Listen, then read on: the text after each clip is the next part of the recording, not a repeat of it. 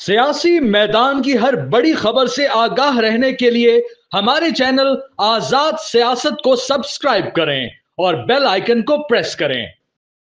अस्सलाम वालेकुम भाइयों बहनों, मैं हूं डॉक्टर फरहान वैक और आप देख रहे हैं द ब्रीफिंग रूम। और आज के स्पेशल एपिसोड में सबसे पहले तो आज खुशी की खबर डिस्कस करेंगे कि पाकिस्तान ने हाफिज सैयद आसिम मुनीर शाह साहब को फील्ड मार्शल का रैंक दे दिया है। तो ये क्यों दिया गया, किन हिदमात के लिए दिया गया, उसके ऊपर बात करेंगे। उसके साथ ही हमने कल के शो में शुमाली वजीरिस्तान में एक ड्रोन हमले का जिक्र किया था, उसकी मजीद तफसीलात सामने आ रही हैं कि किस तरीके से फितना वारिज ने यह ड्रोन हमला किया। और भारतीय मीडिया ने जाफराबाद एक्सप्रेस का जो पूरा सानिया हुआ था उसकी मुकम्मल वीडियो जारी कर दी है, तो उसके ऊपर भी आज तफसीली गुफ्तगू करेंगे। तो पहले आ जाते हैं फील्ड मार्शल हाफिज सैयद आसिम मुनीर शाह साहब के टॉपिक के ऊपर। तो जैसा कि आप जानते हैं कि जब हाफिज साहब ने 2022 के आखिर में as an army chief oath लिया, तो उस वक्त के पाकिस्तान के जो हालात थे वो हमें ज़रा जहन में लाने पड़ेंगे कि पाकिस्तान तकसीम था। पाकिस्तानी अवाम के जहनों में पाक फौज के खिलाफ बदतरीन जहर घोल दिया गया था। मतलब एक वक्त ऐसा भी था जब ये वही टाइम था जब इमरान खान अपनी पॉपुलैरिटी की पीक के ऊपर था। फिर अरशद शरीफ उससे एक माह पहले शहीद हुए थे, जिसका इल्ज़ाम तहरीक इंसाफ ने फौजी क़यादत के ऊपर डालने की कोशिश की। और ये जो पूरी सूरत हाल थी उसमें नज़र आ रहा था कि ये मुल्क किसी भी वक्त खाना जंगी की जानिब जा सकता है। फिर उसके साथ ही अगर हम अपनी माशी सूरत हाल के ऊपर गौर करें तो ये वो दौर था जब रुपया दिन ब दिन डॉलर के सामने वीक होता जा रहा था। आपने देखा कि उसके बाद आने वाले कुछ अरसे में वही रुपया जो कि 170-180 रुपये पर था, वो इतने इंतशार और ये सारे फसाद के नतीजे में 350 रुपये तक पहुंच गया था। फिर पाकिस्तान के ऊपर IMF का जो है लगातार एक खतरा मंडला रहा था। पाकिस्तान डिफ़ॉल्ट होने की खबरें चलाई जा रही थी। खुद जो इमरान खान थे तहरीक इंसाफ के, वो बाकायदा ये खबरें चलवाते थे कि पाकिस्तान डिफ़ॉल्ट होने जा रहा है, पाकिस्तान श्रीलंका बनने जा रहा है, पाकिस्तान में खाना जंगी होने जा रही। फिर उसके बाद जब हाफिज साहब आए तो उसके कुछ ही अरसे के बाद 9 मई करवा दिया गया, जिसमें पाकिस्तान की तारीख में पहली मरतबा एक सियासी जमात ने फौजी तनसीबात के ऊपर बाकायदा हमले किए। लाहौर में कोर कमांडर का घर जो है वो जला दिया गया, रावलपिंडी में GH के ऊपर हमला किया गया। तो ये वो दौर था जिसमें नज़र आ रहा था पाकिस्तान के जितने भी दुश्मन थे और हमारे जो खैर खा थे, हमारे दोस्त भी थे, सभी मिलकर कह रहे थे कि पाकिस्तान का कुछ नहीं हो सकता। सोशल मीडिया पर इस दौर में जो कैंपेन चल रही थी वो कैंपेन थी पाकिस्तान से जिंदा भाग। ये वो साल था जब पाकिस्तान से सबसे ज़्यादा लोगों ने दूसरे ममालिक में जाना शुरू कर दिया था। पाकिस्तान में जो प्रॉपर्टी के रेट्स थे, हर चीज़ थी वो डाउन होती जा रही थी। तिजारत इस मुल्क में बंद हो गई थी। हमारी जो एक्सपोर्ट्स थी वो लगातार गिरना शुरू हो गई थी। लेकिन फिर इस मर्द मुजाहिद ने, मुझे याद है कि कराची में ताजिरों के पास गए एक दिन और इन्होंने कहा कि आप लोग अपने मुल्क में सरमायाकारी करें, और अगर आप सरमायाकारी करेंगे तो आप देखें ये मुल्क जो से आने वाले कुछ अरसे में दुनिया का एक अजीम मुल्क बनकर उभरेगा। और हाफिज साहब के इन अल्फाज के बाद कराची के ताजरों ने उनकी बात भी सुनी और मुल्क भर के जितने भी कारोबारी अफराद थे उन सब में एक हौसला हुआ। उन्होंने अपने मुल्क में इन्वेस्ट करना शुरू किया और वही पाकिस्तानी स्टॉक एक्सचेंज जो कि 40,000 के ऊपर थी, आज के दिन भी जब इंडिया पाकिस्तान की बाकायदा जंग हो चली है उसके बाद भी वो 1,18,000 से ऊपर है, 3 गुना ज़्यादा। इसकी हमें मिसाल नहीं मिलती। फिर अगर हम देखें तो मुल्क को जिस तरीके से डिफ़ॉल्ट किया जा रहा था, आपकी आंखों के सामने है कि फ़ौज ने इकनॉमिक स्टेबिलिटी में कितना किरदार अदा किया। हमारी यही जो फ़ौजी क़यादत है वो कभी सऊदी अरब गई, कभी UAE गई, कभी चाइना गई। ऑब्वियसली इसमें हमारी सिविलियन हुकूमत का ही बड़ा रोल है, वज़ीर आज़म शहबाज शरीफ का ही बड़ा रोल है। फिर हमारे जो निगरान वज़ीर आज़म आए थे अनवारुल हक काकड़ साहब, उन्होंने भी कुछ किरदार अदा किया। जो उस वक्त की वज़ीर फ़ाइनेंस थी उन्होंने भी बड़ा अच्छा किरदार अदा किया। लेकिन पूरी दुनिया में जो एक चीज़ मशहूर हो गई थी कि अब पाकिस्तान इस बहरान से नहीं उठ सकता, तो पाकिस्तान ना सिर्फ उस बहरान से बाहर निकला बल्कि हमारा रुपया डॉलर के मुकाबले में मज़ीद मुस्तहकम होता गया और आज जो सा रुपया डॉलर के साथ स्टेबल हो चुका है। वो पेट्रोल की कीमत जो कि उस दौर में 300 रुपये से ऊपर जा रही थी, अब फिर से वापस अपने एक लेवल पर आ चुकी है। हमारी जो महंगाई थी जो उस दौर में 40% के ऊपर जा चुकी थी, वो अब 4% के ऊपर आ चुकी है। तो ये तो थे कि पाकिस्तानी फ़ौज ने वो इकदामात भी किए जिन्होंने हमारी मईशत को सहारा दिया। फिर उसके बाद पाकिस्तान के खिलाफ जो एक प्रॉक्सी वॉरफेयर जारी था, आपने देखा कि तहरीक इंसाफ ने किस तरीके से 9 मई का पूरा वाकया किया और उसके बाद भी वो लगातार फौज के खिलाफ एक बयानिया बनाते रहे। उन्होंने IMF को बाकायदा खत लिखे कि आपने पाकिस्तान को मजीद कर्जे नहीं देने। अमेरिका में लॉबी ग्रुप्स हायर किए गए ताकि पाकिस्तान को आलमी सतह पर बदनाम किया जा सके। ये वो दौर था जब इसराइल ने बाकायदा ये बयान दिया कि पाकिस्तान में इंसानी हकूक की खिलाफ वर्जियां हो रही हैं। वो मुल्क जो कि आज तक पाकिस्तान के मुतल्लिक नहीं बोला, इतनी सख्त लॉबी का अमल जारी था। बरतानिया में हाउस ऑफ कॉमन्स और हाउस ऑफ लॉर्ड्स में पाकिस्तान के खिलाफ बाकायदा करारदादें पास होती रहीं। अमेरिका में आज भी एक करारदाद पेंडिंग है जिसमें पाकिस्तान के ऊपर बाकायदा पाबंदियां लगाने का मुतालबा किया गया है और ये सारी करारदादें तहरीक इंसाफ ने स्पॉन्सर की। ओवरसीज पाकिस्तानियों को पाकिस्तान से मुतनफिर कर दिया गया। ओवरसीज पाकिस्तान के एक बड़े तबके को यह बताया गया कि पाकिस्तान डूबने वाला है और आप लोग इसमें हमारा साथ दें। और फिर यह भी हमने देखा कि उनमें से बहुत से लोग इस पूरे फितने फसाद में इस तहरीक के साथ मिल गए। लेकिन आज अगर हम ओवरसीज पाकिस्तानियों को देखें तो आप उनकी एटीट्यूड्स देखें कि उसमें कितना फर्क आ चुका है। आज आप देखिए कि जितनी करारदादें पूरी दुनिया में मंजूर करवाई गई, उनके खिलाफ पाकिस्तान सीना सपर रहकर खड़ा रहा।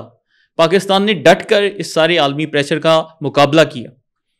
फिर पाकिस्तान में बाकायदा दहशतगर्दी की लहर दोबारा शुरू करवाई गई। अगर आपको याद हो तो 2021 के आखिर में इमरान खान ने बाकायदा अपनी एक स्टेटमेंट इशू की थी जिसमें उसने बोला था कि 40,000 तहरीक तालिबान के लोगों को हमने वापस पाकिस्तान में ला बसाया और उन लोगों ने कुछ अरसे बाद वही काम करना शुरू किया जो कि वो पहले से करते थे कि पाकिस्तान में दहशतगर्दी तेज होती गई। और जब ये पूरा फितना खैबर पख्तूनख्वा के सर पर मंडला रहा था तब हमारी पाकिस्तानी फौज ने अपनी जान की कुर्बानियां देकर इस फितने को आहिस्ता आहिस्ता कम किया। फिर अफगानी मुहाजिरीन का वो इशू जो कि पाकिस्तान के ऊपर पिछले 35 साल से मंडला रहा था, पाकिस्तान ने बिलाहिर गुज़िश्ता 2 सालों में इस इशू के ऊपर भी कंट्रोल करना शुरू किया और अब अल्हम्दुलिल्लाह उनकी एक जो काफ़ी बड़ी तादाद है वो वापस अफगानिस्तान रवाना हो चुकी है। अब उसके साथ अगर हम बलूचिस्तान की जानिब जाएं तो वहाँ पर भी ये जो फितना अल हिंदुस्तान, ये BLA के लोग हैं, इन्होंने भी अपना कत्लो गारत का सिलसिला शुरू किया। हर दूसरे तीसरे दिन बलूचिस्तान में पंजाबी मजदूरों को शहीद किया जाता। वहाँ जो लोग काम करते, कोई भी तरक्याती मंसूबे बनाते, उनके ऊपर हमले किए जाते। और फिर इन हमलों को एक सियासी कवर भी हासिल था ये महारंग लांगू की सूरत में, जिसने ये बलोच यकजहती कमेटी के नाम पर BLA का बाकायदा एक सियासी विंग खोला। और इस सियासी विंग का बज़ाहिर जो मकसद था वो यही था कि हमने हर तरह से BLA को पॉलिटिकल सपोर्ट प्रोवाइड करनी है ताकि कल को वो नए दहशतगर्द भर्ती करते हैं तो हमारी वजह से लोगों के दिमाग आहिस्ता आहिस्ता खराब हो और वही नौजवान हम BLA में फिर शामिल करवाते जाएं। लेकिन आज वो जो महारंग लांगू है वो जेल में पड़ी है और कोई उसके मुतालिक बात नहीं कर रहा। इसी अरसे के दौरान पश्तून कौमी जिरगा नाम का भी एक जिरगे का ड्रामा रचाया गया जिसमें मंजूर पश्तीन की जो बज़ाहिर एक कोशिश थी वो ये थी कि खैबर पख्तूनख्वा से पाक फौज को निकाल दिया जाए ताकि वहाँ पर दहशतगर्द राज करें और कुछ अरसे बाद वहाँ पर अमेरिका के लिए आना आसान हो जाए। लेकिन वो जो पश्तून कौमी जिरगा था वो भी कहीं ना कहीं गायब हो चुका है और मंजूर पश्तीन भी अब आपको स्क्रीनों पर नज़र नहीं आता।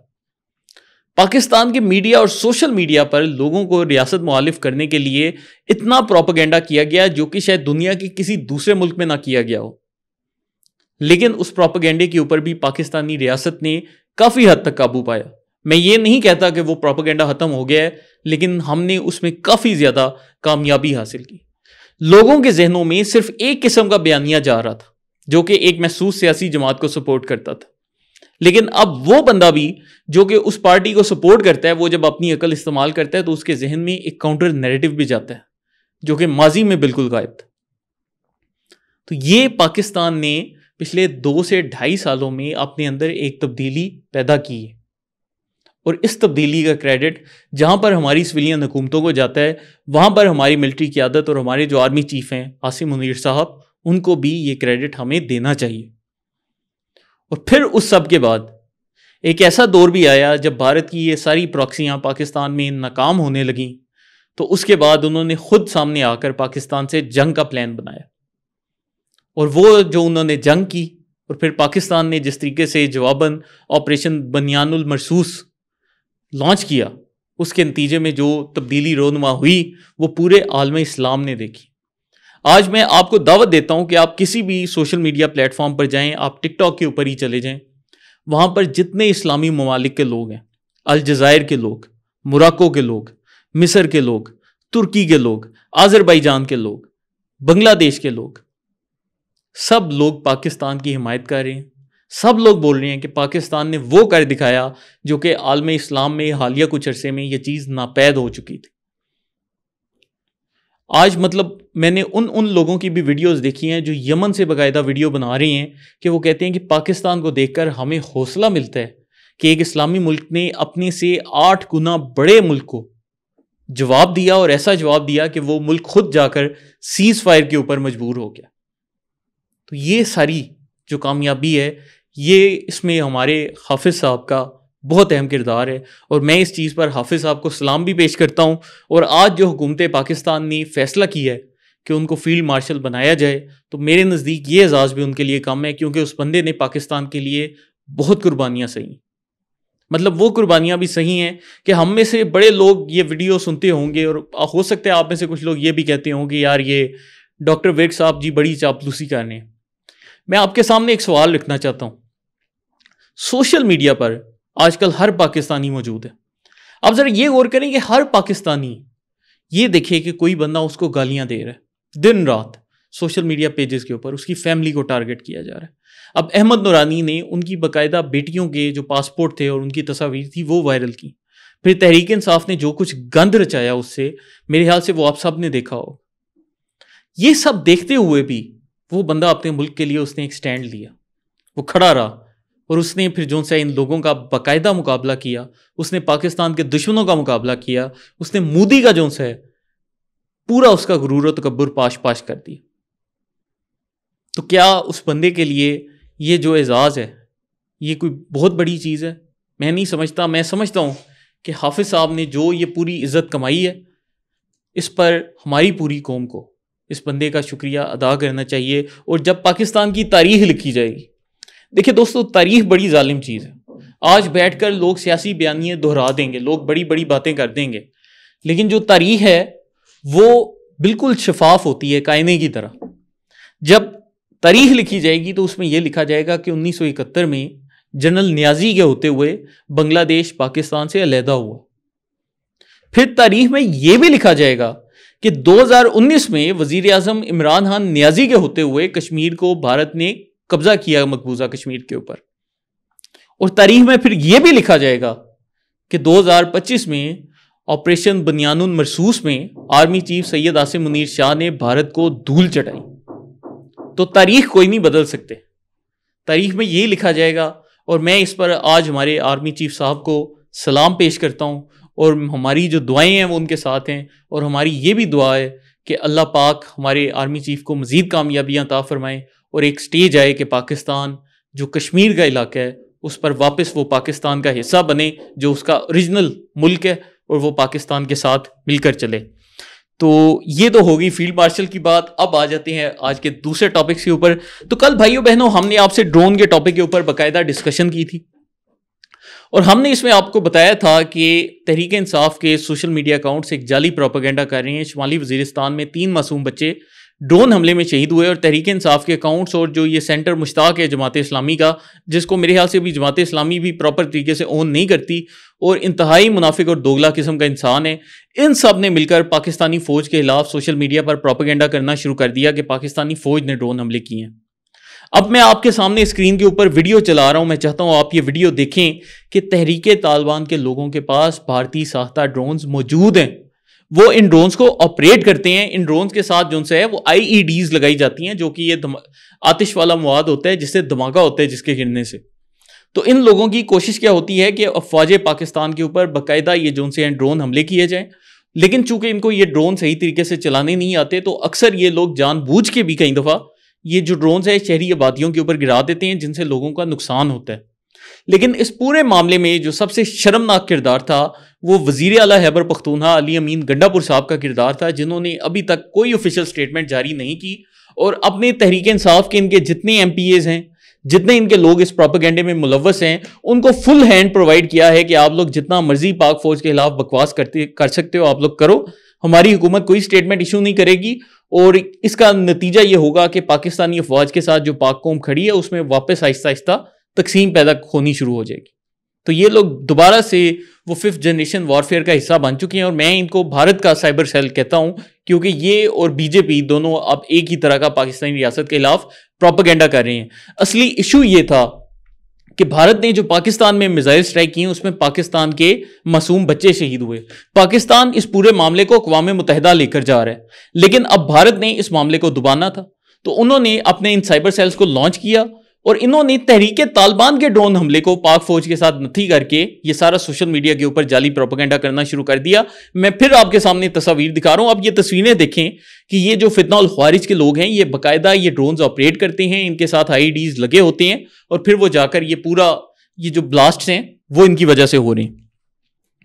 इसके साथ ही भाइयों बहनों अगर हम चलें, कल हमने आपके सामने एक और खबर दी थी, उसका भी थोड़ा फॉलोअप कर लेते हैं कि जो ज्योति मल्होत्रा है जो कि भारतीय एक ट्रैवल व्लॉगर थी और उसको इंडिया ने अरेस्ट किया और उस लड़की का कसूर सिर्फ इतना था कि वो पाकिस्तान आकर वीडियोस बनाती रही और इन वीडियोस में वो कहती थी कि देखें लाहौर की सड़कें कितनी साफ हैं और हमारे इंडिया की सड़कें कितनी खराब हैं। तो ये जो वीडियोस थी ये जब मोदी सरकार के सामने आई तो उन्होंने कहा कि जी इस लड़की के पास बड़ी हसास मालूमात थी और वो इसने पाकिस्तानी एजेंसियों को दी हैं तो इसको हम अरेस्ट कर रहे हैं।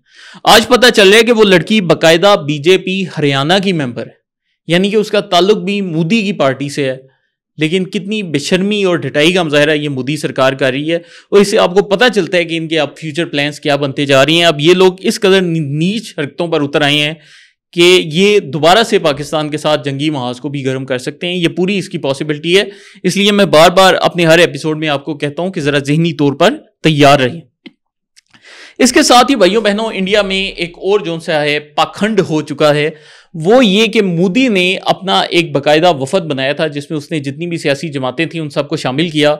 उसने कहा कि ये हमारा जो ये वफद है ये दुनिया के मुख्तलिफ दारुल हुकूमतों में जाएगा और वहाँ पर जाकर भारत का बयानिया एक्सप्लेन करेगा।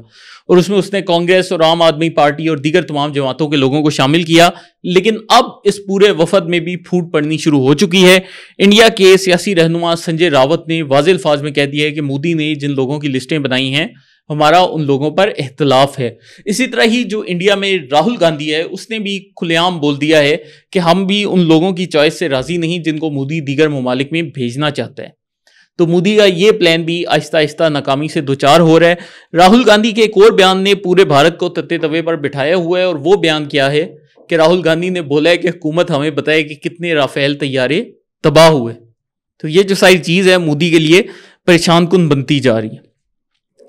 इसके अलावा भाइयों बहनों भारत ने एक और जाली प्रोपेगेंडा भी शुरू किया हुआ है। वो कह रहे हैं कि जी पाकिस्तान ने अपने शाहीन मिसाइल को गोल्डन टेम्पल के ऊपर भेजने की कोशिश की है। हम आपको वाज़ेह अल्फाज में बताते चलें कि ये जो पूरी पाक भारत जंग थी इसमें पाकिस्तान ने सिर्फ एक ही मिसाइल का इस्तेमाल किया, मतलब नाम एक ही है लेकिन दो टाइप के मिसाइल थे, फतह 1 और फतह 2। ये फतह 1 और फतह 2 में फ़र्क क्या है कि फतह 1 जो है उसकी रेंज थोड़ी कम है और फतह 2 की जो रेंज है वो ज़रा ज़्यादा है। एक की शायद 140 किलोमीटर है, दूसरे की 400 किलोमीटर है।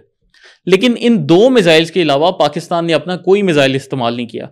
अगर हम फतेह मिसाइल को पाकिस्तान का जो मिसाइल का आर्सेनल है, जो पूरा हमारे मिसाइल्स हमारे पास मौजूद हैं, उनके लिहाज से देखें तो ये उसमें 8वें या 9वें नंबर के ऊपर आता है, क्योंकि ये हमारा कोई टॉप मिसाइल नहीं है, ये हमारा एक मिड लेवल का मिसाइल है।